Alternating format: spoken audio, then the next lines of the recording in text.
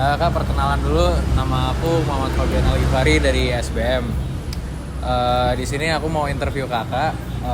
Ini di record ya sebelumnya. Nanti dimasukin YouTube juga. Ya. Siapa aja? Ya, siapa. Sebelumnya kakak dari program studi mana ya? Perkenalan dulu nggak nih? Oh ya, perkenalan dulu lah. Perkenalan dulu ya. Kenalin, aku Pasya dari Teknik Geologi, Fakultas Ilmu dan Teknologi Bumi. Kos di. Nah, kalau aku tuh tempat tinggal tuh nggak jauh ya, paling di daerah Situ Indah. Oke. Nah, aku mau nanya-nanya ya. Biasanya tuh habis kuliah ngapain ya? Nah, kalau misalnya ditanya ini habis kuliah, ya tergantung sih. Soalnya kalau aku dari Teknik Geologi tuh bisa dibilang rada padat. Kalau misalnya jarang gitu ada spare waktu gitu setiap kelasnya. Jadi kayak kalau misalnya memang 7 to 5 ya bener-bener full aja, kecuali pas makan siang. Dan kalau makan siang ya di sini di Tampes karena deket dari gedung Teknik Geologi. Nah, paling gitu sih kalau misalnya habis kelas. Kadang main truf juga kan di sini. Di sini main kartu. Asik-asik sambil aja. makan juga. Iya. Kakak sendiri ikut panitia keorganisasian gitu ya? Kalau sekarang sih lagi ya berhimpun lah ya. MTG ITB. Paling ya kalau kepanitiaan ya yang sering itu memang yang di himpunan sih. Lagi jarang ikut yang di pusat. Kalau boleh tanya sebagai apa ya di himpunan? Nah, kebetulan sekarang ini lagi jadi penanggung jawab sementara kepala bidang implementasi dari MTG ITB.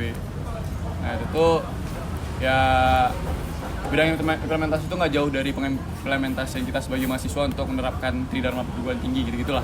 Jadi ada sosmas, ada kajian dan sebagainya lah gitu. Menurut kakak itu memakan waktu akademis kakak gitu? Nah, sebenarnya gini, aku tuh di HMTG ITB itu lebih ke beda lah pas sama TPB. TPB itu kayak kita nih nyari pengalaman gitu. Nyari pengalaman. Nah, kalau misalnya udah di masa himpunan ini menurutku sekaligus mencari pengalaman, juga cari relasi, tapi juga bikin tambah pintar gitu. Makanya aku tuh di diskusi dan kajian. Jadi menurutku kalau misalnya untuk diskusi dan kajian sendiri tuh bukan malah memakan waktu, maksudnya tuh nggak buang-buang waktu juga. Jadi sambil belajar juga gitu.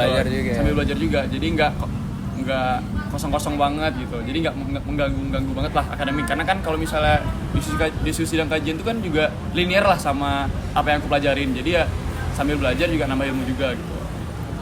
Kalau sekarang kakak kesibukannya lebih ke akademis atau non akademis? Nah, kalau sekarang karena lagi libur ya, sebenarnya tuh sekarang tuh lagi ada event juga. Jadi kalau aku tuh jadi kan istilahnya Gini lagi kekosongan kepemimpinan lah, karena ada yang kuliah ke lapangan. Jadi makanya ada PJS-nya. Nah, PJS ada beberapa tugas lah yang dilimpahkan ke aku buat ngejalanin tugas. Itu ada acara besar juga kayak Geohumanism 2025. Ada juga sekarang tuh udah beres konsep acaranya sih, tinggal 20 Agustus nanti tinggal pergi tuh ekspedisi GEA. Boleh lihat tadi sekarang. Nah, terus